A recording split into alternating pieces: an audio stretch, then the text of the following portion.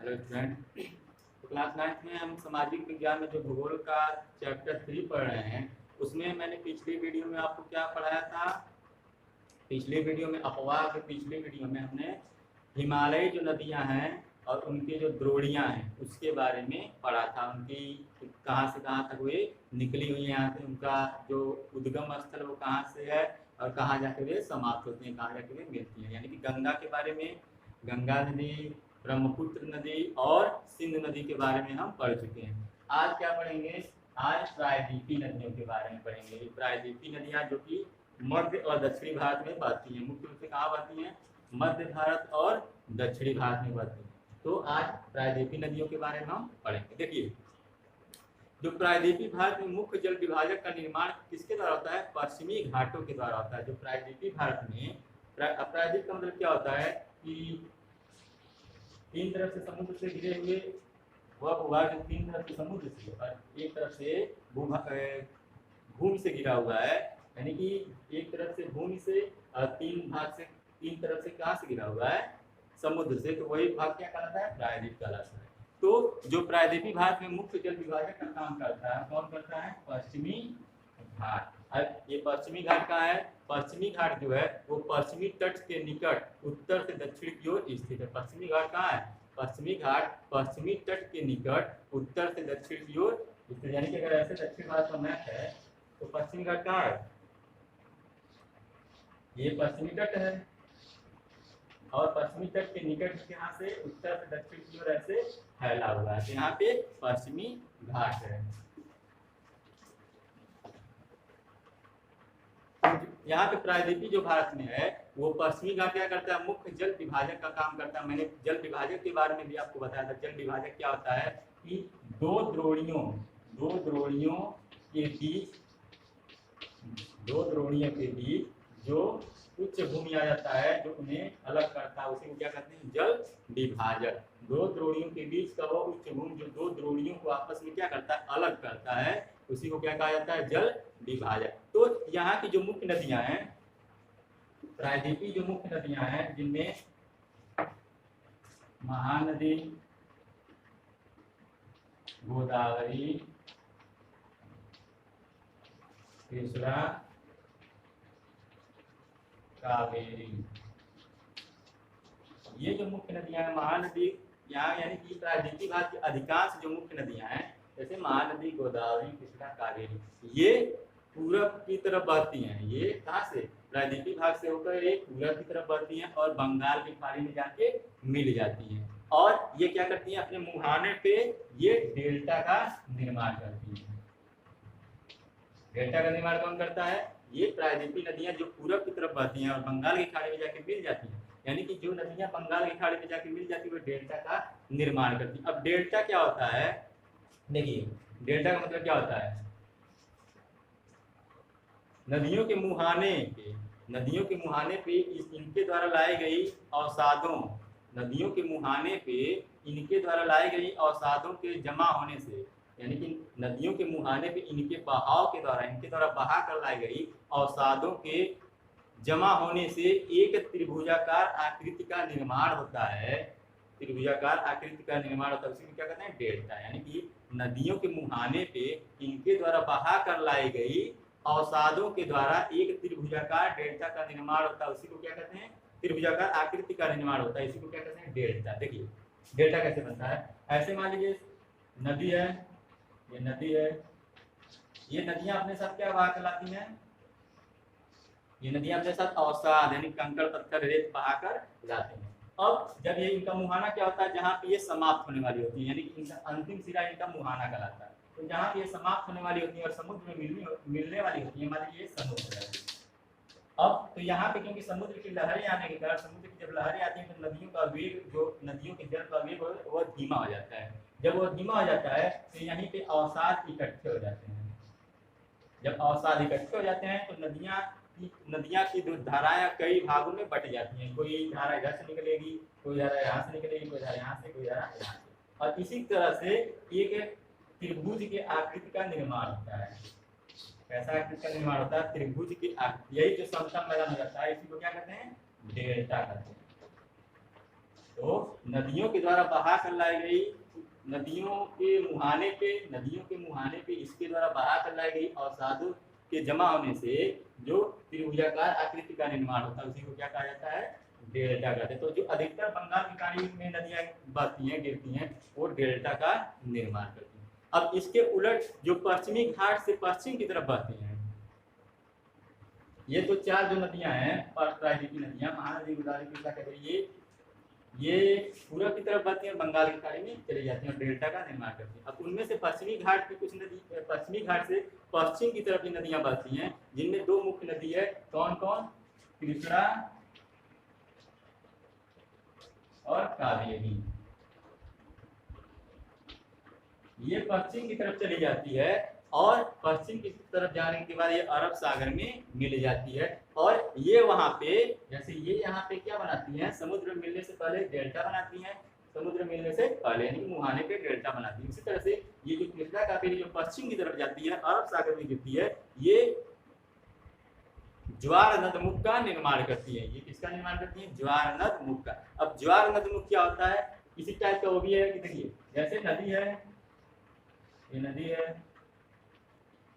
ये नदियां जब होती हैं ये ऊंचाई से जब समुद्र में गिरती हैं, ऊंचाई से जब समुद्र में गिरती हैं तो इनकी रफ्तार क्या होती है, तेज हो जाती है इन नदियों की तुलना में, क्योंकि यहाँ पे उतना ऊंचाई होता नहीं है, समुद्र के बहाव के कारण पानी का वेग घट जाता है। लेकिन ये नदियां जब ऊंचाई से नीचे की तरफ गिरती हैं तो ये अवसाद इकट्ठा नहीं हो पाता है। यहाँ पे अवसाद, यहाँ पे अवसाद इकट्ठा हुआ था, यहाँ पे अवसाद इकट्ठा नहीं हो पाता है और सीधे ये कहाँ पे, समुद्र में जाकर मिल जाती है। तो यहीं पे क्या बनता है, ज्वार नदमुख, यहाँ से बनता है ज्वार नदमुख। और ये कौन सी नदियां बनाती हैं, पश्चिम की नदियां जो कृष्णा और कावेरी जो अरब सागर में जाकर मिलती है वो ज्वार नदमुख का निर्माण करती हैं, और जो पूरब में बंगाल की खाड़ी में मिलती है वो क्या बनाती हैं, डेल्टा का निर्माण करती हैं। और ये भी है इम्पोर्टेंट कि जो हिमालयी नदियों की तुलना में जो प्रायद्वीपीय नदियां हैं वो अपेक्षाकृत छोटी हैं, यानी कि कम लंबी हैं। हिमालयी नदियां ज़्यादा लंबी हैं और प्रायद्वीपीय नदियां उस हिसाब से उनकी तुलना में कम लंबी हैं। तो ये था प्रायद्वीपीय नदियां। अब हम इनके बारे में बारी बारी से इनके बारे में पढ़ेंगे।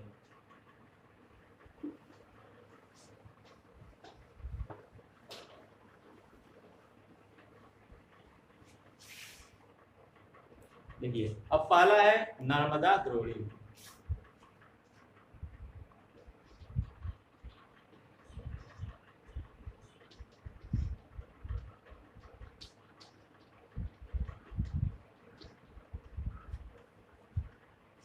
देखिए जो नर्मदा द्रोणी है वो पश्चिम की, नर्मदा नदी का उद्गम है क्या है, मध्य प्रदेश के अमरकंटक, मध्य प्रदेश के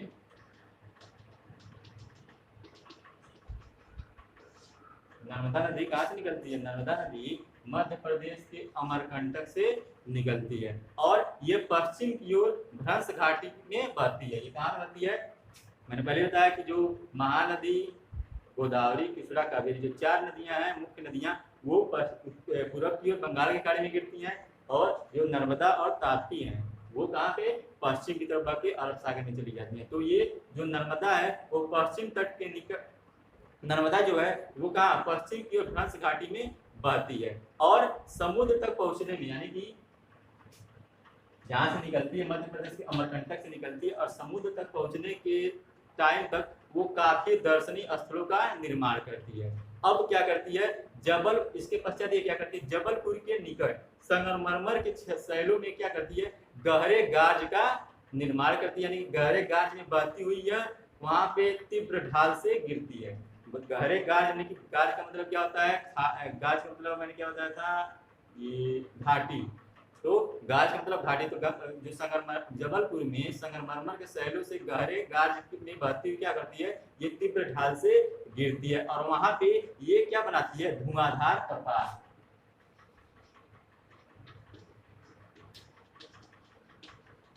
वहां पे जबलपुर में संगमरमर के शैलों से होकर गाज का निर्माण करते हुए गाज के तरफ बहते हुए ये ऊंचाई से नीचे की तरफ गिरती है और वहां पे धुआंधार प्रपात बनाती है। प्रपात का मतलब क्या होता है, झरना से, यानी प्रपात झरना होता है। तो वहां पे इस तरह से धुआंधार प्रपात का निर्माण करती है। देखिए अब जो नर्मदा नदी है, नर्मदा नदी की जो सहायक नदियां हैं वो काफी छोटी हैं।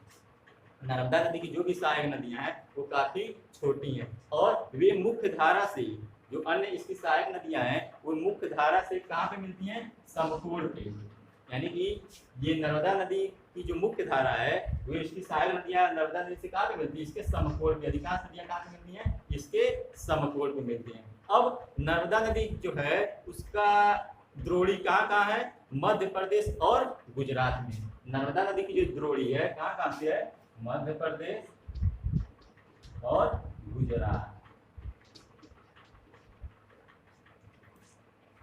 द्रोणी मैंने पहले ही पिछले वीडियो में बताया था द्रोणी किसे कहते हैं। तो ये नर्मदा नदी का जो द्रोणी है मध्य प्रदेश गुजरात, यानी कि मध्य प्रदेश और गुजरात का पानी इकट्ठा होते हुए नर्मदा नदी में चला आता है और वो अरब सागर में जाकर समाप्त होता है। तो ये था नर्मदा नदी द्रोणी। अब नेक्स्ट है तापी नदी द्रोणी।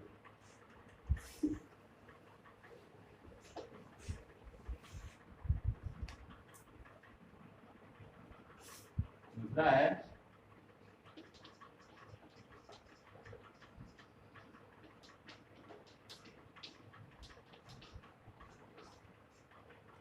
तापी नदी द्रोणी, इसी को ताप्ती भी कहा जाता है। तो जो तापी नदी द्रोणी है, यानी कि तापी नदी जो है वो कहाँ से निकलती है, मध्य प्रदेश के बैतूल जिले के सतपुड़ा के श्रृंखला से। कहाँ से निकलती है, मध्य प्रदेश के बैतूल जिले के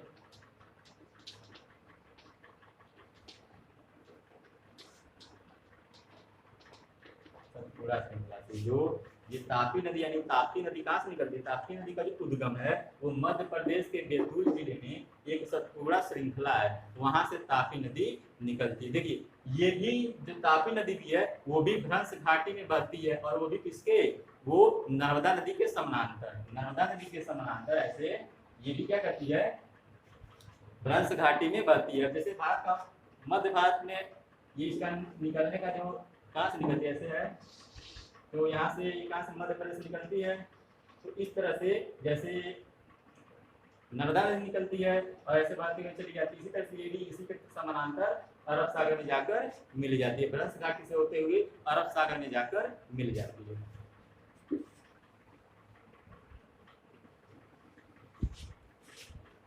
देखिए जो तापी नदी है वो लंबाई में कम है, यानी कि तापी नदी की जो लंबाई है वो नर्मदा नदी से कम है, अपेक्षाकृत नर्मदा नदी से कम है। और ये मध्य पर इसका जो क्या कहते हैं द्रोणी, इसका जो द्रोणी है वो कहाँ कहाँ पे है, यानी कि ये कहाँ कहाँ से पानी इकट्ठा होकर इसमें आता है, वो है मध्य प्रदेश, गुजरात और महाराष्ट्र। एमपी यानी कि मध्य प्रदेश, गुजरात, महाराष्ट्र, यहाँ इसकी द्रोणियां हैं। ये कहाँ से निकलती है, मध्य प्रदेश के बैतूल जिले के सतपुड़ा श्रृंखला से निकलती है और इसकी जो लंबाई है वो नर्मदा नदी के अपेक्षाकृत कम है। और इसकी जो द्रोणी है मध्य प्रदेश, गुजरात और महाराष्ट्र, यानी कि यहाँ से इसका जो पानी है वो उन क्षेत्रों से, नदियों नालों के हिसाब से या नहरों से पानी इन क्षेत्रों से इकट्ठा होकर इस तापी नदी में चला आता है।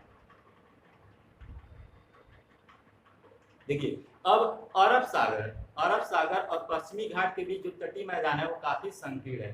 अरब सागर और पश्चिमी घाट, ये अरब सागर है, ये पश्चिमी घाट है। पश्चिमी घाट और अरब सागर के बीच का जो तटीय मैदान है वो काफी संकीर्ण है, इसलिए यहाँ पे नदियों की जो लंबाई होती है वो बहुत ही कम होती है। क्यों, क्योंकि यह जो पश्चिमी घाट है यहाँ से बहुत सारी नदियाँ निकलती हैं और ये तटीय मैदान पर, इनके बीच का जो अरब सागर है और जो पश्चिमी घाट है इसके बीच का जो तटीय मैदान है काफी संकीर्ण, यानी कि काफी पतला है। उसके कारण यहाँ के नदियों की लंबाई काफी कम है। और पश्चिम में बहने वाली जो अन्य नदी है, इसके अलावा पश्चिम में जो अन्य नदियां बहती हैं उनमें कौन कौन है, साबरमती, माही, भारतभुजा और पेरियार। जो पश्चिमी, ये तो दो नदियां मुख्य नदियां हैं पश्चिमी बहने वाली, नर्मदा और ताप्ती। इसके अलावा साबरमती,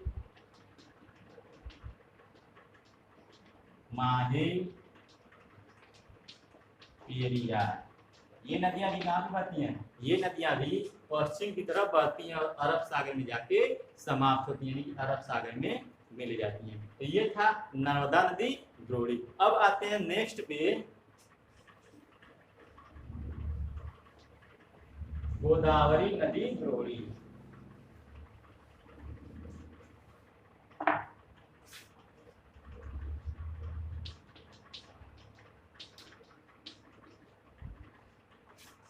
देखिए जो प्रायद्वीपीय भारत है उसमें प्रायद्वीपीय भारत में जो गोदावरी नदी है वो काफी सबसे बड़ी है, यानी कि गोदावरी नदी प्रायद्वीपीय भारत में सबसे बड़ी नदी है। और ये कहाँ से निकलती है, इसका उद्गम कहाँ है, इसका उद्गम जो है महाराष्ट्र के नासिक जिले में पश्चिमी घाट के ढालों से निकलती है। कहाँ से निकलती है, महाराष्ट्र के नासिक जिले से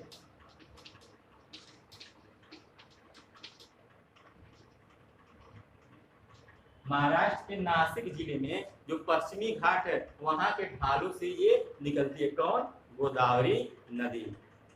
और इसकी जो लंबाई है वो कितना है, गोदावरी नदी की जो लंबाई है वो 1500 किलोमीटर है। और ये जो गोदावरी नदी यहाँ से निकलती है महाराष्ट्र के नासिक जिले से, वो चली जाती है और बंगाल की खाड़ी में गिर जाती है, यानी कि बंगाल की खाड़ी में मिल जाती है। पहले मैंने बताया कि महानदी, गोदावरी, कृष्णा, कावेरी, ये चार मुख्य नदियां कहाँ पे जाती हैं, बंगाल की खाड़ी, यानी कि पूर्व की तरफ बहती हुई बंगाल की खाड़ी में मिल जाती हैं। अब इसका जो अपवाह है तंत्र वो सबसे बड़ा है। एक तो ये सबसे बड़ी नदी है दक्षिण भारत की, इसके अलावा इसका अपवाह तंत्र भी सबसे बड़ा है। और जो इसकी द्रोणी है, यानी कि इन जो गोदावरी नदी की द्रोणी है वो महाराष्ट्र है, मध्य प्रदेश, उड़ीसा और आंध्र प्रदेश। महाराष्ट्र है, मध्य प्रदेश है, उड़ीसा है और आंध्र प्रदेश। ये गोदावरी नदी की द्रोणियां हैं। कौन कौन, महाराष्ट्र, मध्य प्रदेश, उड़ीसा और आंध्र प्रदेश। और इसकी लंबाई कितनी है, 1500 किलोमीटर है। अब देखिए इसकी सहायक नदियां, इसकी कुछ सहायक नदियां भी हैं जिनमें पूर्णा, वर्धा, मांजरा, वेनगंगा, पेनगंगा। कौन कौन है, पूर्णा, वर्धा, मांजरा, वेनगंगा और पेनगंगा। इनमें से जो जो तीन नदियां हैं, अंतिम की जो तीन नदियां हैं, वेनगंगा, पेनगंगा और मांजरा, वो काफी लंबी नदी हैं। उनकी तुलना में, अन्य नदियों की तुलना में, अन्य सहायक नदियों की तुलना में ये जो तीन नदियां हैं, मांजरा, वेनगंगा और पेनगंगा, वे उनकी तुलना में काफी लंबी हैं। इसके अलावा जो गोदावरी नदी है उसे दक्षिण भारत की गंगा नदी कहा जाता है, क्योंकि इसकी लंबाई काफी अधिक है, दक्षिण भारत की सबसे लंबी नदी है। इसी वजह से इसे दक्षिण भारत की गंगा नदी के नाम से भी जाना जाता है। तो ये थी गोदावरी। अब नेक्स्ट क्या है, महानदी।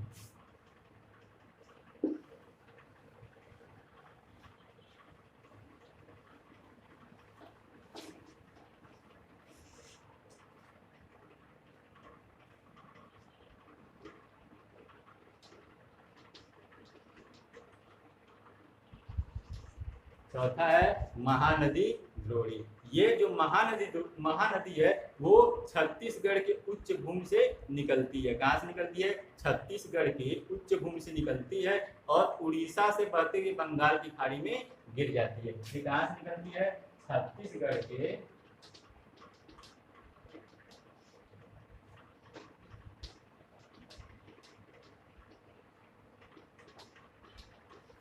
छत्तीसगढ़ के उच्च भूमि से निकलती है और उड़ीसा से होते हुए, छत्तीसगढ़ कहाँ है, मध्य प्रदेश में पहले था छत्तीसगढ़, उसके बाद वहां से अलग हो गया, तो मध्य प्रदेश के पास है, तो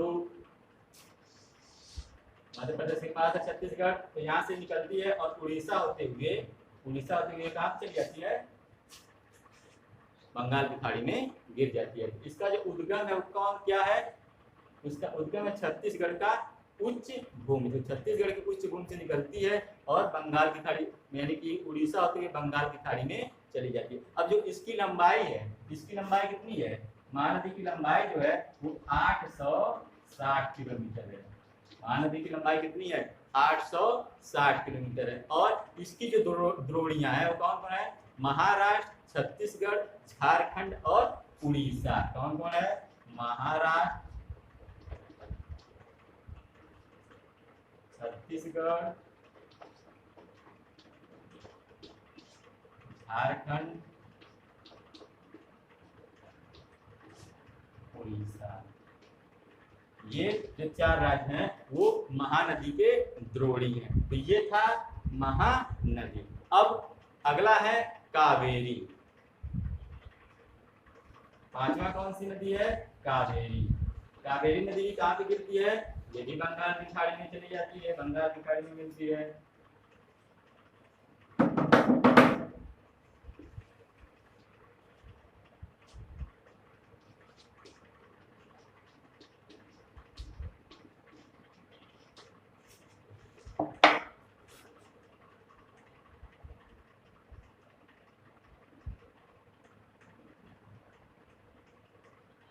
महानदी, गोदावरी, नर्मदा, ताप्ती, गोदावरी, महानदी। तीसरा, उसके बाद कावेरी, तीसरा, इसके बाद कावेरी के बाद तीसरा। देखिए कावेरी जो है वो कहाँ से निकलती है? पश्चिमी घाट के ब्रह्मगिरी श्रृंखला से निकलती है। कावेरी कहाँ से निकलती है? पश्चिमी घाट के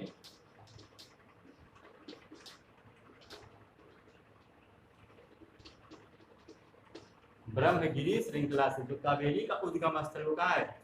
पश्चिमी घाट के ब्रह्मगिरी श्रृंखला से ये निकलती है और तमिलनाडु के कुडलूर होते हुए ये दक्षिण में बंगाल की खाड़ी में चली जाती है। ये का पश्चिमी घाट के ब्रह्मगिरी से निकलती है और तमिलनाडु के कुडलूर के दक्षिण से होते हुए कहाँ पे चली जाती है? बंगाल की खाड़ी में मिल जाती है। जो मुख्य चार नदियां हैं, महानदी, गोदावरी, कृष्णा, कावेरी, वो बंगाल में चली जाती है। तो ये भी बंगाल में चली जाती है। अब जो इस बंगाल की मतलब बंगाल की खाड़ी में गिर जाती है। अब इसकी जो लंबाई है इस नदी की, कावेरी की जो लंबाई है वो कितनी है?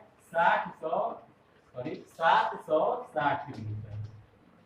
कावेरी की लंबाई कितनी है? 760 किलोमीटर। और जो इसकी जो सहायक नदियां हैं, इसकी कावेरी की जो सहायक नदियां, यानी कि जो नदियां कावेरी में आकर मिल जाती, उनमें अमरावती है, भवानी है और हेमावनी है। कौन कौन? अमरावती, भवानी और हेमावनी। ये जो मुख्य 3 नदियां हैं वो इसकी कावेरी की सहायक नदियां, यानी कि कावेरी के मुख्य जलधारा में ये 3 नदियां आकर मिल जाती हैं। अब जो कावेरी की द्रोणी है वो कौन कौन है? तमिलनाडु, केरल और कर्नाटक। कौन कौन है? तमिलनाडु, केरल और कर्नाटक, ये इसकी द्रोणियां हैं।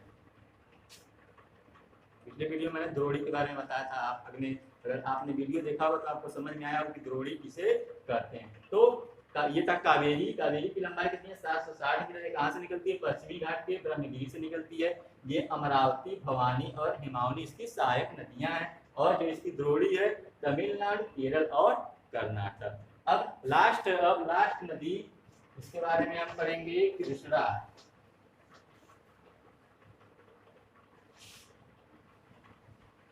छठी महत्वपूर्ण नदी है ये, प्रायद्वीपीय।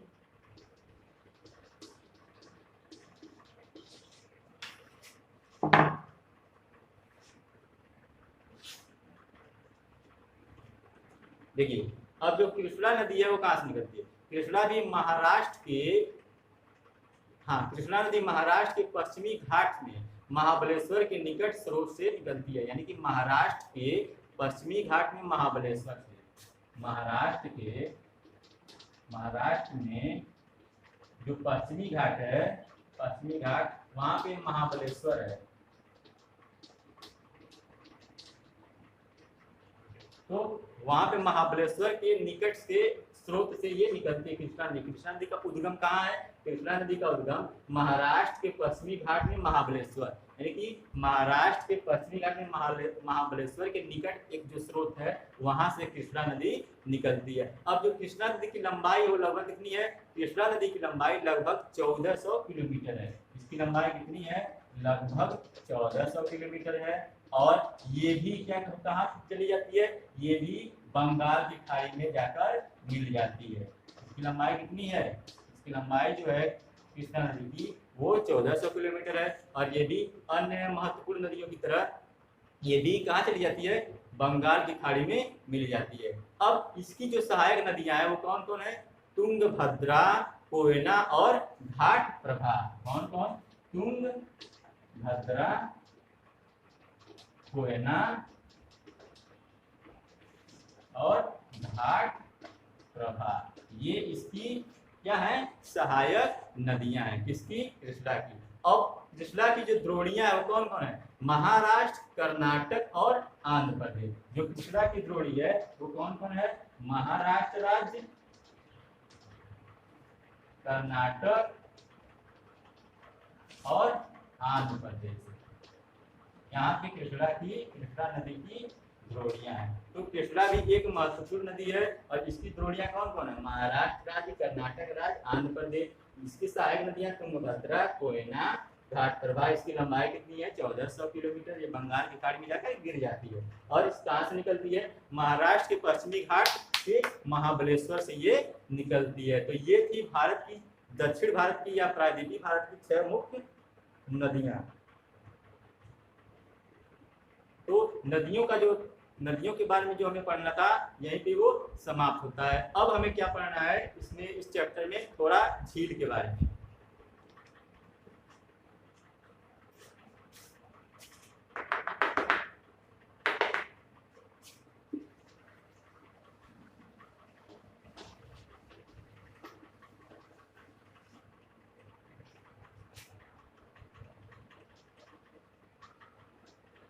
आई होप आपको नदियों के बारे में समझ में आया होगा कि नदियां जो हिमालयी नदियां हैं, प्रायद्वीपीय नदियां हैं, उनका उद्गम वो कैसे कैसे बहती हैं, उसके बारे में आपको समझ में आया होगा। अब हम पढ़ेंगे झीलों के बारे में। देखिए झील किसे कहते हैं, तो पृथ्वी की सतह के गर्त वाले भागों में, पृथ्वी की सतह के गर्त वाले भागों में जहाँ पर जल इकट्ठा हो जाता है उसी को झील कहते हैं। पृथ्वी की सतह के गर्त वाले भागों में जहाँ पर पानी इकट्ठा हो जाता है, जहाँ पे जल इकट्ठा हो जाता है उसी को क्या कहते हैं, झील कहते हैं। देखिए आप झील के बारे में सुने होंगे, बहुत सारे भारत की बहुत सारी झीलें हैं जिनमें उलर झील, डल झील और चिल्का झील। इसी तरह से विदेशी बहुत सारी संसार की जो मुख्य झीलें उनके बारे में भी पढ़ेंगे। झीलों का मुख्य महत्व क्या होता है कि झीलें जो होती है वो पर्यटन के तौर पे बहुत ही आकर्षक होती है। यानी कि बहुत सारे पर्यटक उन शहरों में, उन राज्यों में जाते हैं जहाँ पे झीलें होती हैं, क्योंकि ये काफ़ी सुंदर होती हैं और ये पर्यटकों को आकर्षित करती हैं। लेकिन पर्यटकों के अलावा अब ये भी हम सोच रहे हैं कि अगर जैसे कश्मीर है, हिमाचल प्रदेश है, नैनीताल है, यहाँ पे बहुत सारी सुंदर झीलें हैं, अगर वो झीलें ना होती तो क्या पर्यटक आकर्षित होते, वहाँ पे नहीं होते। क्यों कि पर्यटक जो आकर्षित होते हैं वो झीलों की सुंदरता के कारण आकर्षित होते हैं। तो झीलों की जो महत्वता है, झीलों का जो महत्व है वो सिर्फ पर्यटकों को आकर्षित करना नहीं है, बहुत सारे मानवीय, इससे बहुत सारे मनुष्य की आवश्यकताओं को झील क्या करती हैं, पूरी करती हैं, लेकिन मनुष्य को काफी लाभ पहुंचाती हैं। अब जो झीलें होती हैं, जैसे भारत की जो झीलें हैं वो आकार और लक्षणों में भिन्न होती हैं। भारत की झीलें जो हैं वो आकार में और विशेषताओं में, लक्षणों में भिन्न है। क्यों कि अधिकतर जो झीलें वो कैसी हैं, अस्थायी। भारत की जो अधिकतर झीलें हैं वो अस्थायी है, लेकिन बहुत सारी ऐसी झीलें हैं जिनमें पानी कब रहता है, जब वर्षा होती है तो, यानी कि वर्षा के दिन उन झीलों में पानी रहता है। बहुत सारी झीलें भारत में क्या है, अस्थायी हैं, हमेशा रहती हैं, मतलब कि सूखती नहीं है। लेकिन बहुत सारी ऐसी झीलें हैं जिनमें वर्षा के समय, जब वर्षा हो तो पानी इकट्ठा रहेगा, जब वर्षा समाप्त हो जाएगी, गर्मी का मौसम आएगा तो पानी समाप्त हो जाता है, मतलब पानी समाप्त हो जाता है। अब जो झीलें होती हैं, झीलें जो होती हैं कई प्रकार से बनती हैं। कुछ झीलें जो हैं वो कैसे बनती हैं, हिमानियों और बर्फ की चादर से। कुछ झीलों का निर्माण कैसे होता है, हिमानियों और बर्फ की चादर से, यानी कि जब पिघलती है तो उससे, उनके क्रियाकलापों से इन झीलों का निर्माण होता है। जबकि कुछ झीलों का निर्माण कैसे होता है, कुछ झीलों का निर्माण होता है वो वायु, नदी और मानवीय क्रियाकलापों से। कुछ झीलों का निर्माण हिमानियों, बर्फ की चादरों के क्रियाकलापों से होता है और कुछ झीलों का निर्माण हवा यानी कि वायु, नदी और मानवीय क्रियाकलापों से होता है। अब इसके अलावा जैसे एक झील है, एक विसर्प नदी। विसर्प नदी क्या करती है, बाढ़ वाले क्षेत्रों में गोपुर झील का निर्माण करती है। कल विसर्प, पिछले वीडियो में विसर्प वाला बताया था ना कि वो विसर्प जो नदी होती है यश के आकार की होती है, तो इस तरह से बहती हुई आगे निकलती है। तो ये झील, ये नदी जो है वो बाढ़ वाले क्षेत्र में गोपुर झील का निर्माण करती है। किस झील का, गोपुर झील। अब गोपुर झील का मतलब क्या है कि ये जो झील है इसका जो संरचना है, यानी कि आकृति किस आकार का होता है, गाय के खुर के आकार का इसकी आकृति होती है, इसलिए इसे क्या कहा जाता है, गोपुर झील कहा जाता है। अब देखिए इसके अलावा अंतर्देशीय भागों में जो झीलें होती हैं कभी कभी मौसमी होती है। जो अंतर्देशीय भाग है वहाँ पे झीलें कभी कभी मौसमी होती है। जैसे उदाहरण के तौर पर जो राजस्थान का सांभर झील है, राजस्थान में जो सांभर झील है उसका पानी कैसा है? लवणीय है। राजस्थान में जो सांभर झील है उसका पानी कैसा है? लवणीय है, यानी कि काफी खारा है। और उसके पानी का उपयोग किस लिए किया जाता है? राजस्थान के सांभर झील में पानी का उपयोग किस लिए किया जाता है? नमक बनाने के लिए किया जाता है।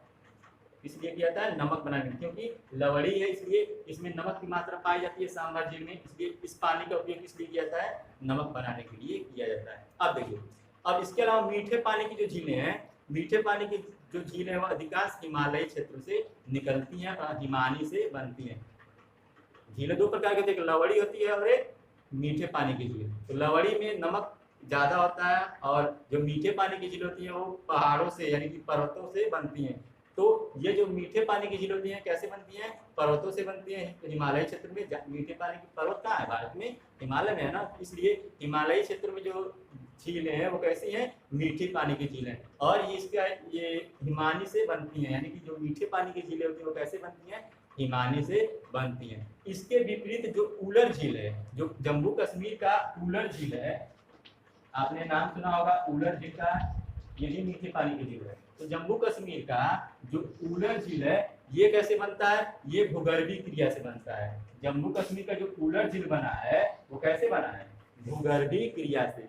जैसे मैंने क्या बताया कि जो अधिकांश मीठे पानी की झील होती है वो कैसे बनती है? हिमालयी क्षेत्रों में है, वो अधिकांश मीठे पानी की झीलें हिमालयी क्षेत्र में है। और वो कैसे बनती है? वो हिमानी से बनती है, यानी कि बर्फों के पिघलने से। लेकिन जो जम्मू कश्मीर में ही उलर झील है ये भी तो हिमालय क्षेत्र में ही पड़ता है, लेकिन ये कैसे बना है? ये भूगर्भीय क्रियाओं से बना है। और ये भारत की सबसे अधिक मीठे पानी की झील भी इसी को कहते हैं। कहा जाए कि भारत की सबसे बड़ी मीठे पानी की झील कौन है? तो उलर झील है जो भारत की सबसे बड़ी मीठे पानी की झील है। अब इसके अलावा उलर झील के अलावा कुछ अन्य झीलें भी हैं, मीठे पानी की कुछ अन्य झीलें भी हैं, जिनमें डल झील, भीमताल, नैनीताल, लोकताल। कौन कौन है? डल झील है, भीमताल है, नैनीताल है और लोकताल। ये कौन सी झीलें हैं? ये जो झीलें हैं वो मीठे पानी की झील है। कौन से पानी की? मीठे पानी का। कहा जाए कि कुछ मीठे पानी के झीलों के नाम बताओ, तो उलर हो गया, उलर झील, डल झील, भीमताल, नैनीताल, लोकताल, ये सभी क्या है? मीठे पानी की झीलें हैं। और ये अधिकांश हिमानी से बनती हैं। जबकि अगर कहा जाए कि लवड़ी यानी कि खारे जल, ये क्या कहते हैं, खारा जो झील है यानी कि खारे पानी से बनने वाला लवड़ी झील जो है वो सांभर है। और एक उड़ीसा में जो चिल्का है वो भी खारे पानी की झील है। चिल्का भी खारे पानी की झील है और ये सांभर भी खारे पानी की झील है। तो ये सब क्या है? झीलों की झील थी। अब देखिए, अब झील का निर्माण एक अन्य तरीके से होता है कि जब नदियों पे बांध बनाया जाता है, यानी कि बिजली के लिए, बिजली उत्पादन के लिए जब नदियों पे बांध बनाया जाता है तो उसकी क्रियाकलापों से भी झीलों का निर्माण हो जाता है। यानी कि नदियों पे बांध बनाए जाने से झीलों का निर्माण हो जाता है। जैसे गोविंद सागर, गुरु गोविंद सागर बांध जो है वो क्या कहते हैं कि बिजली बनाने के कारण गुरु गोविंद सागर बांध का, गुरु गोविंद सागर झील का निर्माण हुआ है। कहाँ पे है ये है भाखड़ा नांगल परियोजना पे। ये जो गुरु गोविंद सागर बांध है भाखड़ा नांगल परियोजना के कारण इस बांध का, इस झील का निर्माण हुआ है। अब झीलों का क्या महत्व है? देखिए,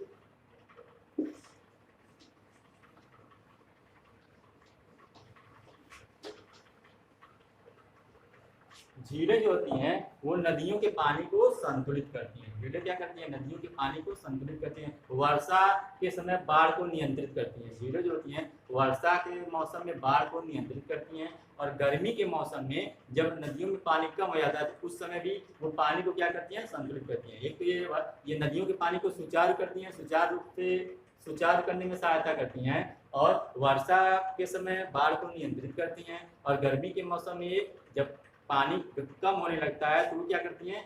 नदियों के पानी को संतुलित करती है। इसके अलावा बिजली, कहीं कहीं पे झील बिजली भी उत्पादन करने में सहायक होता है। बहुत स्थानों पे इन झीलों का उपयोग करके बिजली बनाया जाता है। इसके अलावा ये जलवायु को सामान्य करती है, जो झीलें होती हैं वो जलवायु को भी सामान्य करती हैं। तो ये था झील, यानी कि झीलों के बारे में। अब हमें क्या पढ़ना है, हाँ, नदियों का अर्थव्यवस्था में महत्व।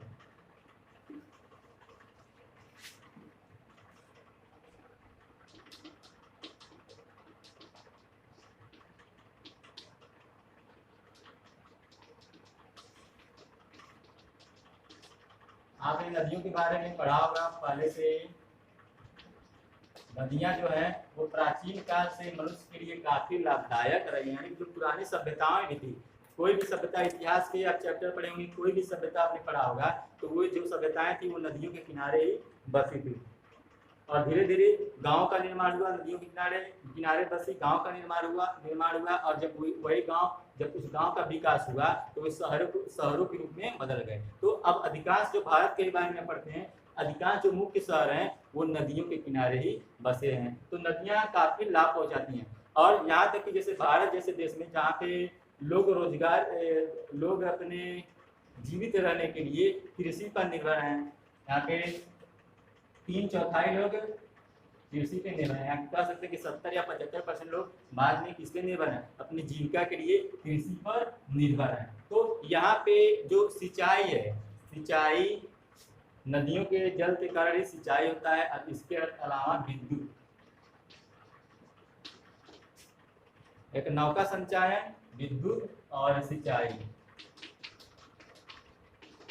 ये भारत जैसे देश में जहाँ पे जो देश कृषि पे ज़्यादा डिपेंड है, वहाँ पे नदियों का पानी काफ़ी महत्वपूर्ण होता है। क्योंकि इससे एक तो विद्युत बनाई जाती है और दूसरा किसानों के लिए जो मुख्य सबसे महत्वपूर्ण चीज़ है सिंचाई, जो किसानों के लिए सिंचाई का साधन नदी का पानी बनता है। इसके अलावा भी नदियों के बहुत सारे अन्य महत्व होते हैं। तो ये इस तरह से अर्थव्यवस्था में योगदान कैसे देगा, अगर सिंचाई होता है तो किसानों का, क्योंकि ज़्यादा से ज़्यादा जो यहाँ पे इंडिया में या भारत में जो ज़्यादा से ज़्यादा आम आदमी है या ज़्यादा से ज़्यादा यहाँ के लोग हैं, वो कृषि पे निर्भर करते हैं।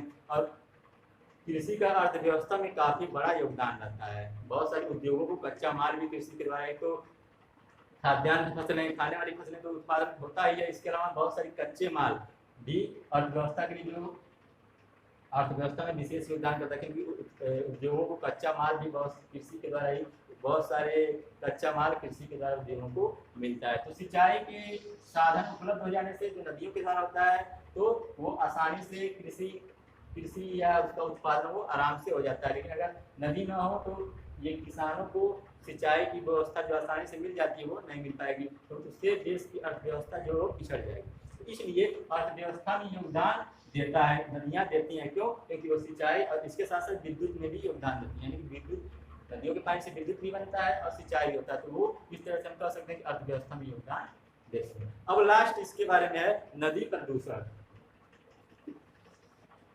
देखिए, नदी जो है, भारत में बहुत सारी नदियां हैं। आपने पढ़ा, उत्तर भारत की नदियां हैं, हिमालयी नदियां हैं, और दक्षिण भारत की प्रायद्वीपीय नदियां भी हैं। बहुत सारी नदियां हैं, सैकड़ों नदियां भारत में हैं। तो नदियां किसी भी देश के लिए बहुत ही महत्वपूर्ण होती है। नदियां साफ स्वच्छ हों तो वातावरण भी स्वच्छ रहता है। लेकिन क्योंकि बाद में औद्योगिकरण का विकास, शहरीकरण का विकास होने से, नगरीकरण होने से, काफ़ी जनसंख्या बढ़ने से, नगरों में काफ़ी जनसंख्या बढ़ने से क्या हुआ, या गंदगी बढ़ी, तो उससे नदियां क्या होती हैं, प्रदूषित होती हैं। नदियां प्रदूषित कैसे होती हैं, गंदगी से। अब बहुत सारी फैक्ट्रियां हैं जिसके खराब पदार्थ नदियों में फेंक दिए जाते हैं। शहरों में जनसंख्या जब बढ़ती है तो ज़्यादा नाली के माध्यम से, गटर के माध्यम से गंदे पानी जो होते हैं, गंदे पानी नालों के माध्यम से उनको भी नदियों में ही बहा दिया जाता था। इन सभी से नदियां क्या होती हैं, प्रदूषित होती हैं। और अगर नदियां प्रदूषित होंगी तो फिर वह किसी भी देश के लिए, किसी भी क्षेत्र में अगर नदियां प्रदूषित होती हैं तो वह उस क्षेत्र के लिए हानिकारक सिद्ध होता है। क्योंकि उसके एक तो उसमें रहने वाले जीव भी मर जाते हैं, और फिर प्रदूषित नदियों का पानी अगर खेतों में जाएगा तो वो भी खेतों के लिए अच्छा, कृषि के लिए अच्छा नहीं होगा। तो जो नदियों का प्रदूषण हुआ मुख्य रूप से किसके कारण हुआ है? नदियों का जो प्रदूषण हुआ है वो शहरीकरण और औद्योगिकरण के कारण। जितना ही तेजी से शहरीकरण हुआ है, नगरों का विकास हुआ है, जितना ही तेजी से औद्योगिकरण हुआ है, उद्योगों का विकास हुआ है, नदियों का पानी दिन पर दिन विषैला होता चला गया, प्रदूषित होता चला गया। तो हमें नदियों को शुद्ध बनाना चाहिए, क्योंकि नदियाँ शुद्ध रहेंगी तो वह अपने एक तो देखने में अच्छी लगेंगी। जैसे बहुत सारी योजनाएं चलाई जा रही है ना, बहुत सारी योजनाएं चलाई जा रही हैं जिससे नदियों को शुद्ध किया जाए, स्वच्छ किया जाए। तो नदियों को स्वच्छ करना न सिर्फ सरकार की जिम्मेदारी है, इसके अलावा हर नागरिक की जिम्मेदारी है, क्योंकि यह क्या है, ये इससे हम ही को लाभ लेना है, ये भविष्य में हमारे काम आने वाली है। तो नदियों का जो प्रदूषण है वो मुख्य तौर पर कैसे हो रहा है?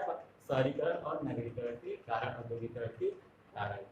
तो आज का जो टॉपिक था वो यहीं पे समाप्त होता है। आई होप आपको पूरा प्रायद्वीपीय नदियाँ, झील और नदियों का जो अर्थव्यवस्था में योगदान है और नदी प्रदूषण की वजहों से हो रहा है, ये सब आपको समझ में आया होगा। तो आज के लिए इतना ही। Thank you.